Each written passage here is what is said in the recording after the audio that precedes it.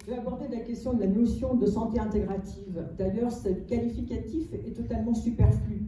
Il est superflu, mais c'est important de temps en temps de mettre les points sur les i, notamment sur le intégratif. Pourquoi c'est superflu? Parce que cette notion est complètement et tout entière contenue dans la définition que donne l'OMS de la santé. Et pour nous, les définitions de l'OMS sont... Cette définition est un repère important. On se rappelle là ce qu'est la santé. La santé est un état complet de bien-être physique, mais pas seulement, également mental et social, qui ne consiste pas seulement en une absence de maladie, ou d'infirmité ou de pathologie. Et on y rajoute la déclaration d'Alma Mater, parce que ça c'est également important. Tout être humain a le droit et le devoir de participer individuellement et collectivement à la planification et à la mise en œuvre des soins de santé qui lui sont destinés. On a parlé ce matin d'autodétermination, on est au cœur de l'autodétermination individuelle et je dirais de société et des États même sur leur politique de santé. Bref, pour aller à l'essentiel, la santé intégrative place le patient au centre d'un système de soins coordonnés. Ce terme est particulièrement important et associe très étroitement les pratiques de la médecine conventionnelle et les pratiques non conventionnelles qu'on peut appeler aussi quelquefois complémentaires. Ça peut être aussi des pratiques traditionnelles, alternatives, et bien évidemment en veillant à la sécurité du patient. Alors, on peut énumérer quelques-unes de ces pratiques, mais on en a déjà parlé pendant toute cette session. Il y a l'hypnose, qui est d'ailleurs en vigueur, y compris dans les EHPAD, et de plus en plus on s'en sert, effectivement. Il y a la sophrologie, il y a l'acupuncture, il y a la naturopathie qui est décriée en ce moment parce qu'il y a eu quelques, comme pour certains domaines, des excès. Il y a eu l'aromathérapie, il y a l'art-thérapie, on vous en a fait une démonstration tout à l'heure, il y a des activités sportives adaptées. Bref, il y a toute une panoplie d'activités qui permettent d'apporter des soins complémentaires, là où quelquefois la médecine conventionnelle est à bout de solutions et ne parvient pas à apporter le bien-être nécessaire à la personne. On y poursuit tout de suite, pas de problème. Alors pourquoi effectivement la santé intégrative dans des journées rencontres sur la bientraitance? On pouvait se poser la question. On peut dire que ces deux notions sont extrêmement en résonance. Et pour ça, j'ai repris les termes de l'ANSEM de 2018, qui donne, je suis d'accord avec Madame Rapaport, c'est moins la définition que quelques points de repère sur la mise en œuvre de ces préceptes de bientraitance. Il y a une démarche collective, vous l'aurez compris, c'est absolument nécessaire pour trouver le meilleur accompagnement possible. Je vais aller vite là-dessus. Il y a une culture du respect de la personne, on a cessé de le dire aujourd'hui, de sa dignité, de son histoire, de son expérience, de son vécu, de sa singularité. Une valorisation de l'expression des usagers et une prise en compte réelle de cette expression. Une manière d'être des professionnels qui va au-delà de l'acte, on l'a vu aussi avec le professeur Léon qui nous a montré ce matin effectivement que ça ne s'arrêtait pas à l'acte et au processus médical. Une réflexion et une collaboration continue à la recherche de la meilleure réponse possible à un besoin identifié, ou encore faut-il bien l'identifier, et à un moment donné, puisque tout évolue chez la personne comme dans son contexte. Et enfin, une culture du questionnement permanent et de la recherche, y compris au regard des évolutions des savoirs, des découvertes en sciences humaines et sociales. Mme Rapoport nous a montré cette longue saga de la recherche expérimentale et en action et de la recherche médicale. Tous ces termes-là, ce sont des termes de l'ANSEM et qui vont parfaitement à la question de la santé intégrative. Donc, on a tout compris une fois qu'on s'est dit ça. On va passer à l'autre. Merci. Bon, là, c'est un peu de redite et pourtant, je vais vous donner des exemples. Santé intégrative, art et nature, elle implique les individus comme les soignants, et ça a été dit, là aussi, il est extrêmement important de considérer que le bien-être des soignants est la condition sine qua non du bien-être des patients dont ils s'occupent. Si on n'est pas bien, on ne peut pas s'occuper, il y a une espèce de destin commun, en tout cas, il y a une histoire commune qui les lie, ces deux-là. Il y a ce fameux trait d'union dont vous parlez. Ensuite, elle prend en compte l'être humain dans toutes ses dimensions. Vous voyez là, physique, émotionnel, créatif, culturel, environnemental et relationnel. J'ai mis l'accent sur créative et culturelle parce que bien souvent, la dimension culturelle et artistique n'est pas prise en compte. Donc c'est pour ça que j'ai mis nous l'avons mis en rouge. C'est pas pour rien d'ailleurs que quand on va voir un bon praticien complémentaire, sur une durée de 1 heure, il passe à peu près une demi-heure à vous poser un questionnement très serré et non intrusif sur effectivement vos conditions de vie, d'habitat, de mobilité, d'isolement, l'état de vos relations familiales, professionnelles, peut-être même l'exposition à des risques, à des produits toxiques ou à des produits un peu dangereux. Bref, vous avez une demi-heure d'un questionnement qui d'ailleurs peut se renouveler parce que le contexte évolue, et une demi-heure de soins qui sont d'autant plus adaptés que cette prise en compte a été faite. Mais effectivement, il faut à peu près 1 heure à 1 heure et demie pour effectivement que je dirais que le soin soit bien, entre guillemets, ciblé, j'aime pas ce terme, mais bien adapté. Elle fait appel à des outils thérapeutiques et diagnostiques de la médecine conventionnelle, comme aux thérapies complémentaires. Alors là, peut-être un exemple que je prendrai dans les EHPAD, puisqu'il y a pas mal d'EHPAD ici, dans le guide des bonnes pratiques qu'on trouve sur le site d'un gros organisme dont on aura le temps de parler peut-être, qui s'appelle Yes United. Dans ce guide de bonnes pratiques, il y a l'exemple de l'EHPAD de l'Abrapa, qui est dans le Bas-Rhin, et où 54 des 80 patients, depuis 5 ans, bénéficient de soins complémentaires de façon régulière par l'ensemble des professionnels qui sont formés, que ce soit les infirmières, comme les aides-soignantes, comme le personnel qui assure la restauration et qui assure la préparation des repas. Et ces soins complémentaires font appel à des massages, là aussi à de la sophrologie, là aussi à de l'art-thérapie, à de l'aromathérapie et à bien d'autres techniques complémentaires. Et ce qui est intéressant, c'est que cette expérience, elle dure depuis 5 ans, et qu'au terme des 5 ans, ils ont réduit de 90% de la prise médicamenteuse. Bon, quand on sait quelquefois que les molécules chimiques ne sont pas tout à fait anodines et que le cocktail de molécules chimiques encore moins, ça donne à réfléchir. Ce n'est pas la suppression, bien évidemment, mais tout ça pour faire face à des situations de mauvais sommeil, de troubles cutanés, pour réduire des comportements qui sont parfois difficiles, pour réduire l'anxiété. Enfin bref, ils y sont parvenus, mais parce que l'ensemble du personnel lui-même a été formé et continue de se former en permanence. Donc, quand je disais il y a un trait d'union entre le soignant et le soigné, c'est pas un trait d'union, c'est un trait d'union qui est organisé, bien évidemment. Voilà cette expérience, mais il y en a bien d'autres, et puis il y a des expériences qui sont faites ici, on l'aurait dit bien évidemment. Je reviens en arrière, excusez-moi. Non, le petit probard, voilà. Elle appelle aussi un travail collaboratif, voire coordonné entre médecins conventionnels, praticiens complémentaires et usagers.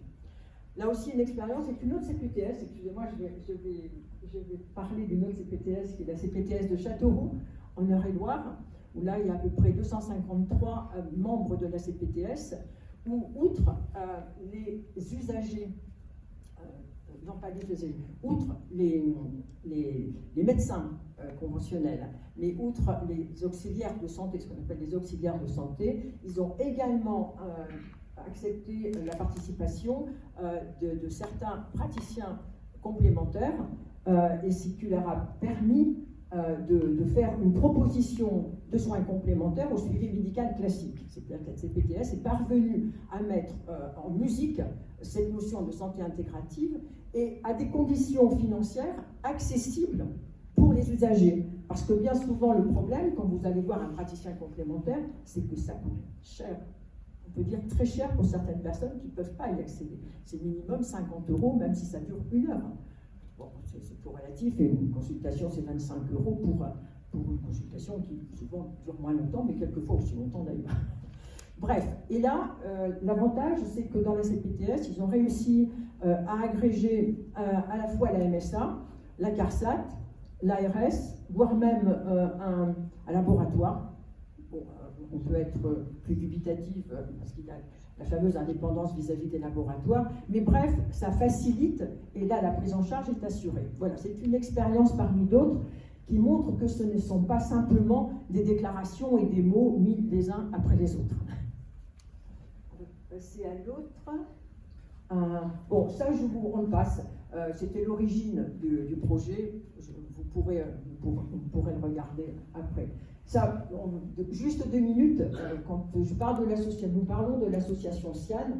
Il y a l'association avec une charte et des statuts. On n'échappe pas à la charte, mais on a mis à peu près quand même 8 à 9 mois pour effectivement définir les termes de cette charte qui constituent la base et le fondement philosophique de notre action. Sans charte, il n'y a pas de statut, c'est clair et simple. Mais ça fait référence aussi à des documents existants, particulièrement à un document qui s'appelle les engagements de Berlin en santé intégrative, et il y a une déclinaison française de ces engagements, et sur cette déclinaison française de ces engagements, on a introduit l'aspect nature et culture qui n'y était pas, paradoxalement, et d'une certaine façon, on enrichit ici, en Haute-Marne, cette notion par l'expérience que nous avons au sein du groupe. Ensuite, il y a le réseau des professionnels de santé. Certains peuvent être adhérents à l'association, d'autres simplement sympathisants, mais ils font partie de ces réseaux des professionnels de santé. C'est plus particulièrement le docteur Françoise Collomb qui anime ce volet-là. Et là, on s'est appuyé sur les points clés de travail des professionnels qui ont été édités par Health United. Donc l'idée, c'est effectivement de se référer toujours à des références solides, d'être bien adossés. Il pourra y avoir des organismes, bienvenue au CPTS, pour l'instant vous êtes les sympathisants. Il pourra y avoir aussi des mutuelles, parce qu'on va aller voir les mutuelles, et puis des collectivités. Et puis bien évidemment, il y a les patients, puisqu'on ne peut pas imaginer d'être dans une association de santé intégrative qui n'inclut pas la composante patient. Et on a mis artistes, naturalistes, chercheurs, patients au sens large du terme. Voilà. Donc ça vous donne une petite idée de comment ça va s'en aller. Pas longtemps. Alors, je continue. Peut-être que je vais vous présenter maintenant le programme d'action rapidement, parce que c'est peut-être important. Alors, laissez-moi un tout petit peu pour le programme d'action. Alors, programme d'action, l'idée c'est d'organiser dès l'année prochaine des journées de sensibilisation des patients et des praticiens autour d'une pathologie ou d'un mal chronique. Souvent c'est le sommeil, l'obésité, enfin vous le savez, c'est omniprésent, qui permet d'appréhender les différents modes d'approche de soins complémentaires. Ça, c'est un premier point. Quand j'ai mis voir ETP, c'est un peu ce qu'on appelle l'éducation thérapeutique des patients. Identifier sur le territoire des praticiens complémentaires et des médecins conventionnels qui veulent travailler ensemble, mais à condition effectivement que ces prestations complémentaires s'appuient sur des professionnels qui ont donné des preuves avérées d'efficacité au niveau de leurs soins et qui aient des formations initiales et continues de type DU ou reconnues par le répertoire national des compétences professionnelles. On passe à l'autre, parce que je pense qu'il faut que j'aille un peu vite. Alors, pour l'heure, ici et maintenant, nous nous mettons en relation aussi avec des acteurs, je dirais, nationaux et voire européens, qui nous garantissent que notre réseau est un réseau qui s'entoure des meilleures compétences. Pour ça, la plupart du temps, il faut que les personnels soignants et que les praticiens de santé puissent être à terme labellisés. Il existe déjà un label, ou que ce soit le centre de santé intégrative qui soit labellisé. On a rencontré bien évidemment le centre Vitruve, il y a le centre Raphaël, le professeur Toledano, c'est savant, sous peu, et d'autre part, on va être en relation avec la plateforme CEPS qui travaille sur l'évaluation des programmes de prévention et des soins support. Gardez en tête, ce qui est important, c'est que ce réseau ne pourra fonctionner que s'il s'appuie sur des personnels de toute nature, mais qui s'engagent dans des certifications, dans des labellisations et qui ont le souci de l'évaluation en continu de leur pratique. On pourrait dire ça en synthèse.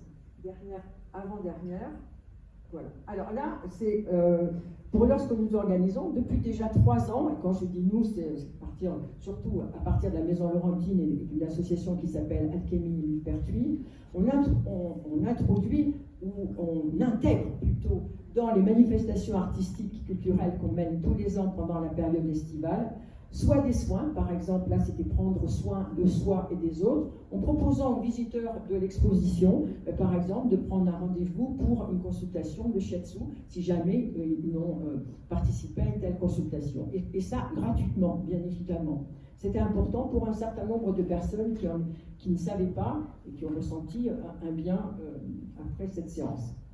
On a fait des conférences. Il y a eu une conférence avec Patrice Chan, qui fait de la médecine chinoise. Cette année, on a fait un stage qui s'appelle Musique pour la santé, où des professionnels qui font du chant et de la musique ont travaillé avec des shiatsuka italiens qui sont venus d'Italie, des maîtres shiatsuka, et qui ont travaillé ensemble parce que le shiatsu permet de développer sa capacité, je dirais, artistique et voire même de relation avec un public. Et puis la musique aide bien évidemment les shiatsuka à travailler dans leur environnement. Et l'année prochaine, on va faire, déjà ce sera au mois d'avril, on va faire un stage qui alliera art pictural et art médical en invitant des 3 grands maîtres de médecine chinoise qui s'appellent Éric Marié. Ça sera un stage sur la calligraphie en même temps qu'il y aura des conférences. Voilà, quelques exemples de la façon dont on peut, hors art-thérapie, faire se résonner la pratique artistique, la création et la question du soin et du prendre soin de soi.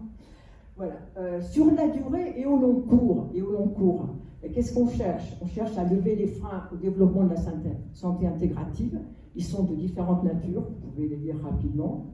Et on peut rêver aussi, on a le droit de rêver ensemble, de dire, qui sait, un jour, même si c'est dans bien longtemps, on pourrait voir émerger sur ce territoire qui est préservé quand même. La Haute-Marne est un territoire préservé, qui de plus est, grâce aussi à la présence d'un parc national, on pourrait voir entre 2 grands CHU, que sont Nancy et Dijon, émerger un espace, une plateforme de santé intégrative, tournée tant vers des soins coordonnés pour prendre en charge des pathologies lourdes, c'est le cas quand on a des relations avec les services d'oncologie, qui ont été à la pointe sur ces questions-là, et puis vers des démarches aussi de santé préventive, combinant soins, art et nature, puisqu'on a une nature qui est extrêmement généreuse, et qui nous en encore extrêmement généreuse en dépit de ce qu'on lui fait subir par moment.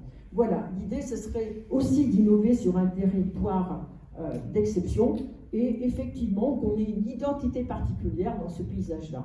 Bon, excusez-moi, j'étais un peu longue, ça a été ? Très bien, Marie.